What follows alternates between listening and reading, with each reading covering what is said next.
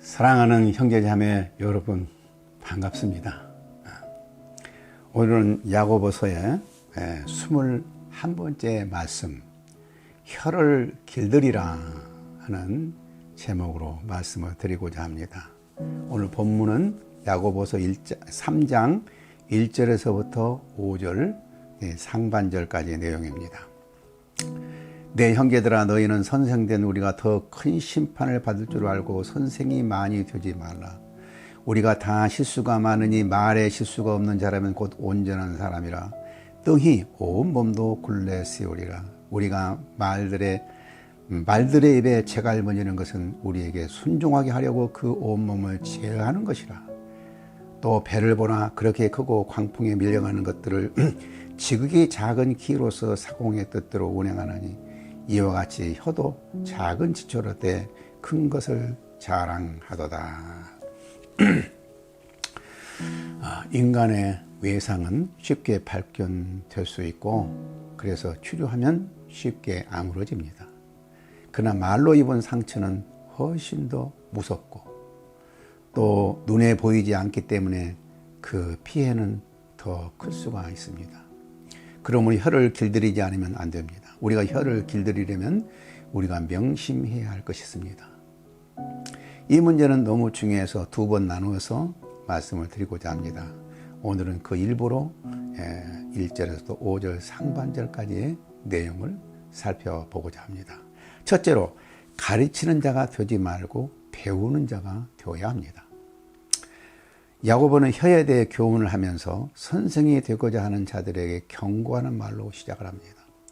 3장 1절 말씀에 내 형제들아, 너희는 선생된 우리가 더 큰 심판을 받을 줄 알고 선생이 많이 되지 말라. 아마 선생이라는 직업을 가지지 말라는 것은 아닐 것입니다. 이 세상에 살아가는데 끊임없이 우리는 배워야 하고, 그러기 위해서는 선생이 필요합니다. 아무도 선생 되기를 싫어하면 누가 교육을 시킬 것입니까? 교회에도 선생이 많이 필요합니다. 그러면 여기서 선생 되지 말라는 말은 무슨 뜻일까요? 무조건 남을 가르치려고 하지 말라는 말일 것입니다. 선생이라는 직업을 가졌다고 해서 자기는 배우지 않고 항상 가르치기만 좋아한다면 실수하기가 쉽습니다. 많은 사람들이 말에 실수하지만 선생들은 다른 사람들보다도 특별히 말의 실수의 위험에 더 노출되어 있습니다. 선생들이 사용하고 있는 혀는 강력하고 위험한 도구가 되기 때문입니다. 그러므로 우리는 남을 가르치려고 하기 전에 먼저 배우기를 원해야 합니다. 가르치고자 하면 우리는 교만해지기 쉽고, 배우고자 하면 겸손하게 됩니다. 그럼 우리는 할 수 있는 대로 배우기를 원해야 할 것입니다. 우리가 정말 선생이 되지 않기 위해서는 말에 실수가 없어야 한다 했습니다. 우리가 다 실수가 많으니 만일 말에 실수가 없는 자라면 곧 온전한 사람이라 능히 온 몸도 굴레 세우리라. 말에 실수가 없으면 온전한 사람이라고 했습니다. 여기에서 온전함이란 무죄하다는 말을 말하는 것이 아니고 그리스도인의 삶에서 성숙함이나 신실함을 가르칩니다. 선생은 무엇보다도 성숙한 사람이 되어야 합니다. 그런데 성숙한 사람이 되기 위해서는 말에 실수가 없어야 한다는 것입니다. 속 없이 할 말 안 할 말 함부로 사람들을 우리는 가벼운 사람이라고 말하죠. 유치하다고 말합니다.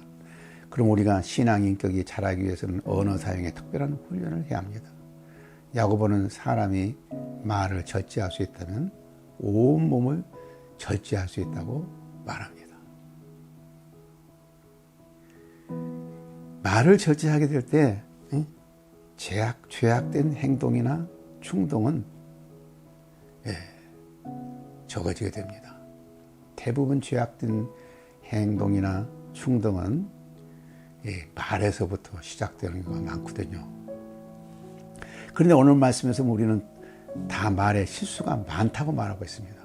우리는 누구나 말에 실수를 해보지 않은 사람은 아무도 없을 것입니다.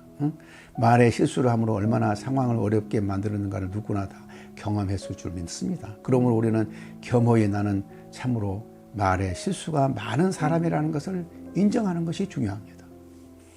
또한 말에 실수한 사람도 용납해 줄 줄 알아야 합니다. 우리는 때로 내가 남에게 상처 주는 것은 상처 주는 말을 잊어버리고 남이 나에게 상처 주는 말에 대해서는 오래오래 간직하기 쉽습니다. 특별히 사람들이 많이 모인 곳에는 이런 문제로 많이 어렵습니다.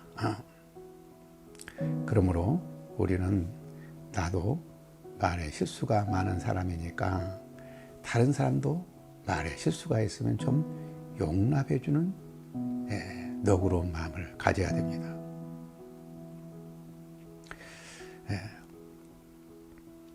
말의 실수는 어떤 성격의 문제가 아니요, 또 매너의 문제도 아니요, 죄의 문제입니다. 그러므로 죄악된 우리는 말에 실수 있기가 마련이고, 또 우리 주위에 있는 사람들도 말에 실수를 할 수 있다는 걸 인정하고, 우리 형제의 죄를 용납하듯이 형제의 실수한 말도 용납을 해줘야 할 것입니다. 두 번째로, 말 한마디가 얼마나 중요한가를 알아야 됩니다. 우리 속담에 참 말 한마디가 천냥빚을 갚는다. 인생을 살아가는 데서 말 한마디가 얼마나 중요한가를 야고보는 이렇게 말합니다. 우리가 말들의 입에 재갈 물리는 것은 우리에게 순종하게 하려고 그 온몸을 지혜야 하는 것이라, 또 배를 보나 그렇게 크고 광풍에 밀려가는 것들을 지극히 작은 키로서 사공의 뜻대로 운행하니 이와 같이 혀도 작은 지체로 돼 큰 것을 자랑하도다. 말에 재갈을 물림으로 온몸을 다스리는 것처럼 사람도 혀를 통제하면 온몸을 통제할 수가 있는 것입니다. 광풍에 몰려가는 배도 아주 작은 키로 사공에 원하는 방향으로 배를 운전하듯이 사람의 혀는 작지만 온몸의 방향을 이끌어갈 수가 있습니다. 혀가 큰 것을 자랑한다는 말은 혀의 영향이 아주 크다는 것을 의미합니다. 올바른 말을 잘한다는 것이 인생의 성패를 좌우할 정도로 중요하다는 것을 강조하고 있습니다. 말을 잘하고 잘못하는 것이 얼마나 중요한가를 가슴속 깊이 명심해야 하겠습니다. 우리는 말을 실수를 해놓고도 쉽게 잘못을 잊어버리려고 하고, 또 그 잘못을 합리화하려고 하기 쉽습니다. 사람이 그럴 수도 있는 것이지 그것을 그렇게 마음에 두느냐고 생각할지 모릅니다. 그러나 이 실수가 얼마나 무서운 죄인가를 가슴속 깊이 간직해야 됩니다. 한 번 실수한 말은 쏟아진 물과 같아서 다시 담을 수가 없을 만큼 심각한 문제이므로 이것을 참으로 중요하게 생각해야 됩니다.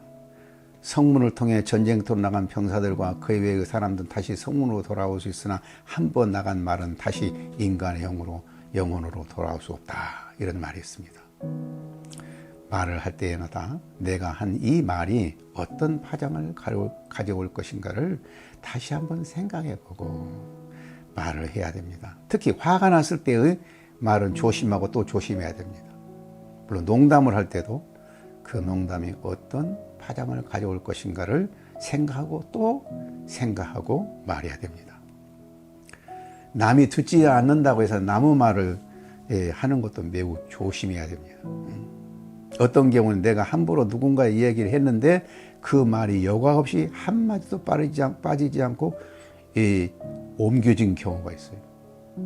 그 얼마나 민망한 일입니까? 내가 대학 시절에 실습 시간인데 한 교수가 같은 동료를 아주 신랄하게 비난했습니다. 그런데 그 비난받은 교수는 나의 사촌형이었습니다.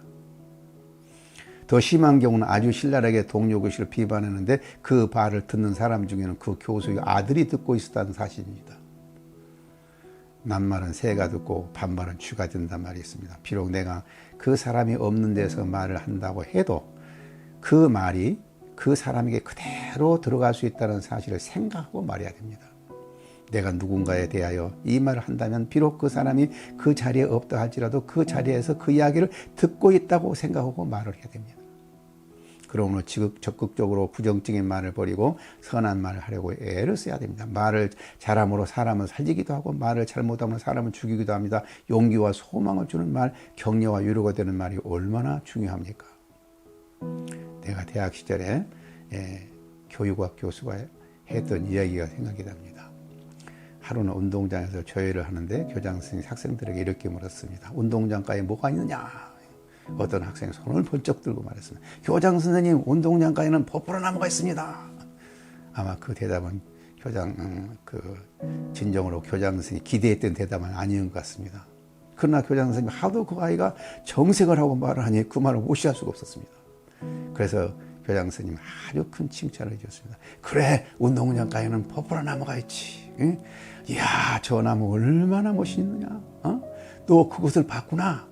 너 관찰력이 참 예민하구나. 너 장차 정말 훌륭한 과학자가 될 수 있을 것 같다. 이렇게 칭찬을 해줬습니다. 그런데 그 아이는 원래 아주 문제아였고, 그 반에서 꼴찌 학생이었고, 숙제도 않고 항상 문제만 일으키는 아이였습니다. 그런데 그 말을 들은 후 이 아이는 완전히 180도 달라져가지고 공부도 무지무지 열심히 해서 나중에 훌륭한 아이로 성장했다고 합니다. 정말 영향력 있는 사람이 한마디 말이 얼마나 큰 영향력을 미치는지 모릅니다. 성경에는 말에 대한 가르침이 많습니다. 에베소 4장 29절에는 무릇 더러운 말은 너희 입 밖에 내지 말고 오직 덕을 세우는 말, 소용되는 대로 선한 말을 하여 듣는 자들에게 은혜를 끼치게 하라.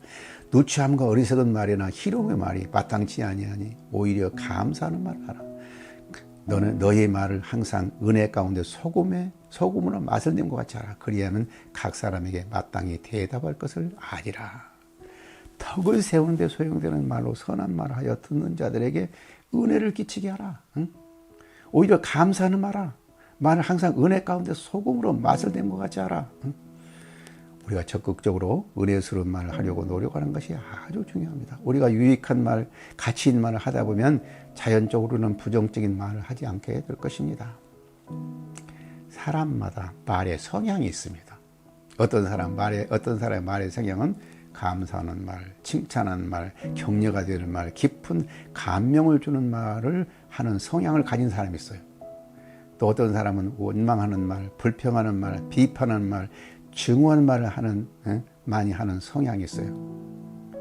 우리 전자의 사람으로 떠오르는 것이 낫지 후자의 사람으로 떠오르는 것이 결코 좋지 않을 것입니다.